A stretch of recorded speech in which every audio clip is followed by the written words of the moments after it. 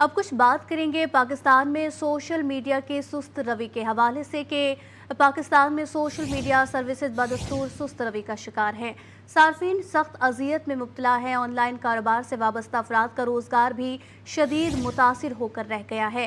Chairman Pasha نے دعویٰ کیا ہے کہ 1 گھنٹہ انٹرنیٹ کی بندش سے آئی ٹی انڈسٹری کو $9,10,000 کا نقصان ہوتا ہے۔ مزید جانتے ہیں اسلام آباد سے محمد دانش کی اس رپورٹ میں۔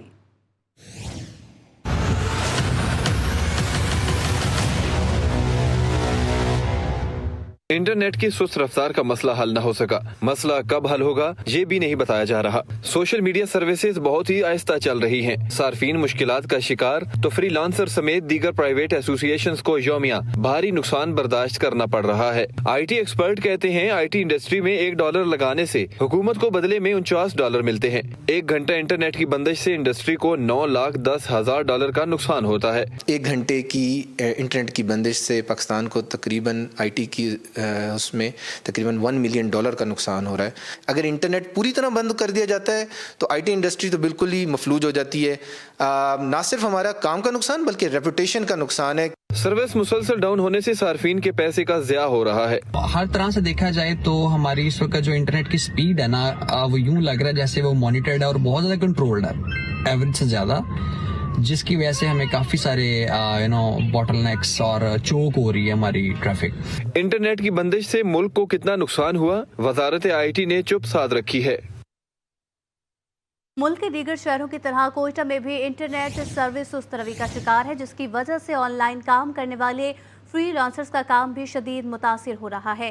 انٹرنیٹ کی سست روی نے کوئٹہ کے فری لانسرز کو کتنا متاثر کیا، جانتے ہیں کوئٹہ سے مدثر محمود کی اس رپورٹ میں۔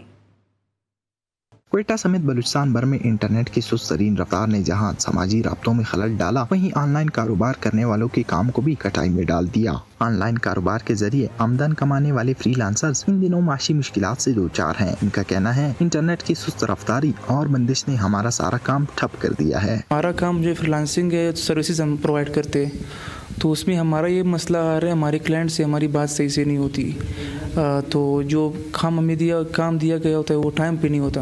نیٹ کی وجہ سے تو ہمارا کام بہت متاثر ہوا ہے۔